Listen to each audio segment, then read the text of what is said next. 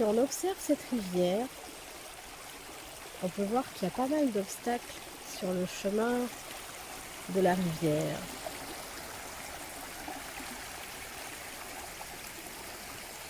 Il y a des trucs qui bloquent. Et qu'est-ce qu'elle fait, la rivière? Elle trouve un chemin, elle trouve un moyen, mais elle y arrive et elle descend. Alors à moins de trouver un méga gros obstacle, un gros barrage, mais moi ça me fait penser à la vie où on rencontre pas mal de petits obstacles, pas mal d'embûches, et on a le choix de trouver un moyen d'atteindre notre objectif ou de s'arrêter en se disant c'est pas pour moi, j'y arriverai pas. Regardez-moi cette rivière comme elle est belle et comment elle file et comment elle s'en fout des obstacles. Je sais pas vous, mais moi ça m'inspire.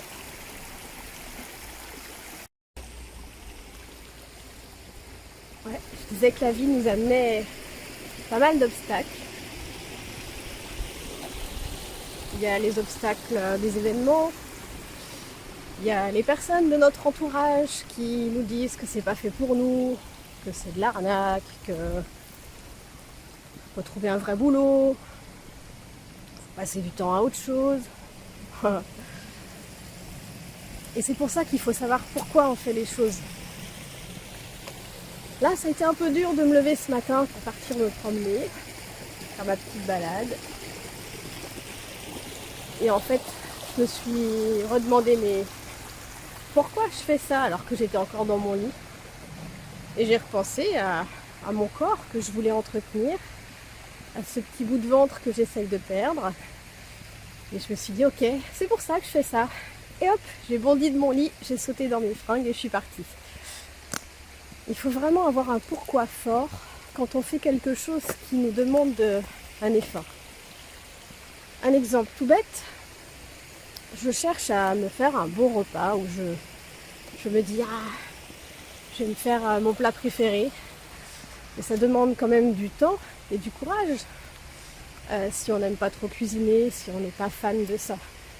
Mais par contre, l'idée de déguster notre plat, ça va quand même nous donner un peu la niaque pour prendre le temps et avoir le courage de préparer ce repas et de faire la vaisselle qui va avec. Et c'est le pourquoi, la finalité qui est importante. Quand on sait pourquoi on fait les choses, ça nous motive. Et une activité comme le marketing relationnel, c'est une activité où on est complètement indépendant. Il n'y a personne qui nous pousse à faire quoi que ce soit, et c'est ce que j'aime là-dedans. Par contre, ça demande d'être discipliné et de se bouger, quoi. Les jours où on a la flemme, les jours où on n'a pas le moral, c'est super dur de faire les choses. À quoi bon? Ça marche pas. De toute façon, on m'a mis le doute. On m'a dit que c'était pas, ça paraissait pas honnête ce que je faisais. Et du coup, le fait de douter, si on n'est déjà pas dans une humeur où on a la pêche, le doute va vite s'installer et on peut vite abandonner. Donc il faut savoir pourquoi on fait les choses. Et lorsque je rencontre quelqu'un à qui j'ai envie de parler de l'activité parce que j'apprécie cette personne et que j'ai envie de travailler avec elle, et je me dis que ce serait une opportunité de passer plus de temps avec les personnes que j'apprécie, je leur demande, avant de leur parler de l'opportunité, je leur dis que j'aimerais leur parler de ce que je fais à côté, où j'ai le loisir de choisir les gens avec qui je travaille, et comme je les apprécie, j'ai envie de leur en parler parce que ce serait chouette qu'on bosse ensemble. Je leur demande combien ils aimeraient gagner en plus, s'ils avaient la possibilité de faire une activité à côté, combien ils aimeraient gagner en plus par mois. Et là, ils me donnent leur somme après réflexion, parce que c'est une question que souvent les gens ne se posent pas avant. Pourquoi pas, gagner plus, mais combien? Oh là là. Et du coup, ça éveille des choses en eux, je trouve ça génial. Et je vois des lumières qui s'allument dans leurs yeux avec la possibilité, enfin voilà, c'est possible, on pourrait gagner plus. Combien je voudrais alors? Oh, je sais pas. Et du coup, les gens me donnent leur réponse. Ça peut être 500 €, 1000 €. Alors autour de moi, les gens veulent en général entre 400 et 500 €. C'est marrant, c'est toujours la même somme qui ressort. Mais ça, c'est peut-être propre à moi, hein, je ne sais pas. Et à ce que je dégage. Et en tout cas, après, la question importante, c'est pourquoi tu voudrais gagner cette somme-là?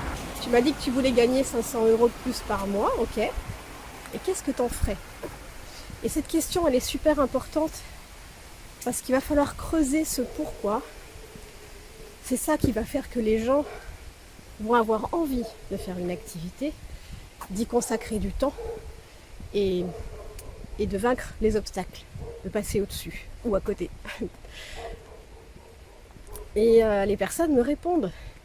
Alors en réponse, j'ai eu, tu sais, moi je veux pas gagner forcément plus, j'ai un bon salaire, ça me va, non, ça va, c'est confortable. Mais en même temps, à réfléchir, si j'avais 400 € de plus par mois, eh bien, je pourrais les mettre de côté pour mon projet immobilier. Ah, voilà quelque chose qui se dessine. Et puis, il y a aussi la réponse, je l'ai eue hier, celle-ci, j'ai beaucoup aimé. Et ben moi, j'avais un projet, mais je ne l'avais jamais fait parce que je m'occupais de mes enfants. Mais j'avais envie de visiter toutes les capitales de l'Europe. Waouh! Alors ça, c'est un beau projet. Et son mari disait, moi j'ai envie qu'on pense à nous, en effet. On a pensé à nos enfants toute notre vie et il est temps de penser un petit peu à nous maintenant qu'ils sont grands et qu'ils peuvent voler de leurs propres ailes. Et waouh, ça, j'ai trouvé ça, c'était un vrai pourquoi. Il y avait de la lumière dans les yeux, il y avait de l'émotion. Et ça vaudra le coup d'approfondir ce pourquoi. De créer l'émotion et de tout le temps creuser le pourquoi. Pourquoi tu veux faire ça? Pourquoi tu veux visiter les capitales? Pourquoi tu veux acheter un bateau? Pourquoi?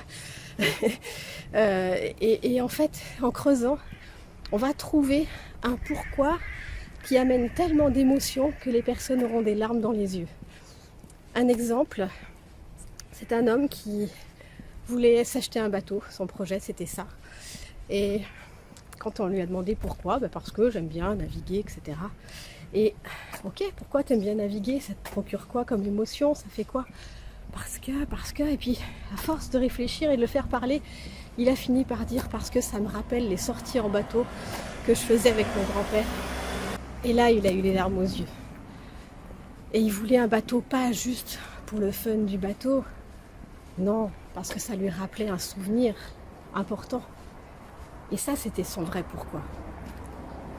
Et lorsqu'on se lève le matin et qu'on a du mal à se dire allez, faut que je fasse ça, faut que j'appelle des gens, faut que je prépare ma présentation, mais là j'ai pas envie, eh bien si on appuie sur le bouton pourquoi je fais ça et que l'émotion revient, waouh, là on se lève du lit en faisant un bond et l'énergie elle est remontée au top niveau. C'est super important de travailler son pourquoi, de l'écrire. Pourquoi pas une petite carte dans la poche pour se redonner l'énergie quand on en a besoin. Alors je vous propose une chose, c'est d'écrire dans les commentaires votre pourquoi. Ça vous dit de le publier, de le partager à d'autres? Allez, et dites-nous comment ça vous motive. Salut, bonne journée.